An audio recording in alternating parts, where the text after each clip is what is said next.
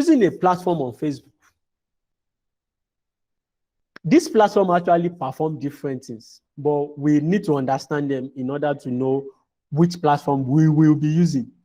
You know, a lot of people don't know where to use a Facebook profile, where to use a Facebook page, and where to use a Facebook group. You might be wondering, how can I know the best platforms? And all these platforms can be utilized actually to evangelize Christ. That's what we'll be going about today. So let's talk about the Facebook platforms that we have. Let's talk about the Facebook profile.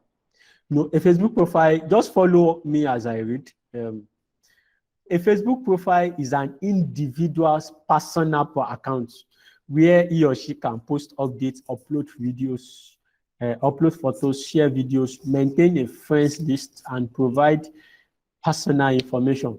Though profile is often used to refer to the page of both personal and professional accounts. You know, businesses have Facebook pages which offer advertising features. Profiles are intended strictly for individuals only and are meant for non-commercial purposes. I'm very sure some of us don't know that if you use a profile for a commercial gain, it's actually a violation of Facebook terms of service. I'm very sure some of us don't know that. And you can actually get the account suspended. And that is why a Facebook page is there that you can use for a commercial gain. You know, a Facebook profile is very different from page or group. It is the center point of managing all platforms. You can use your Facebook profile to manage Facebook groups, to manage Facebook pages. Without your Facebook profile, you cannot have a Facebook pages and Facebook group. A Facebook page is a public Facebook account that can be used by brands, organizations, artists, and public figures. Businesses use pages to share contact information, post updates, share content, promote events and releases, and perhaps most important, connect with their Facebook friends. Well, let me tell you something today that if you want to do evangelism, like I said, you can do it as a Facebook profile. If you are doing evangelism as a profile, it means you'll be doing it as individual, not as an organization, not as a church. Because I know some of us here, we are representing our church. And if you want to do a Facebook, if you want to do evangelism on Facebook through your Facebook page, you'll be doing it either as a fan page, maybe a public figure, or as a church now, or as a ministry. Maybe you might have a ministry and you can do it also as a ministry. But if you want to do it as a Facebook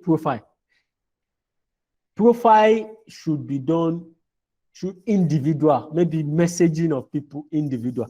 Facebook has actually made it easy that if you have a profile that's maybe up to 5,000 or so, you can actually turn the profile to a Facebook fan page.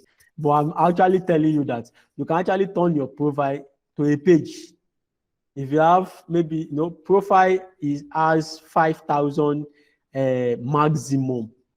But if it is more than 5,000, there is a new feature now that you can now have people following your profile. But it is very easy for you to turn that profile, to turn it to a page where when you get this workbook, you'll be able to do that because that is the link there. Now we are going to Facebook groups now. These are spaces on social media network for friends, acquaintances, or people with similar interests to discuss or share about broad or narrow topics. Facebook groups are actually useful to bring people of common interest together.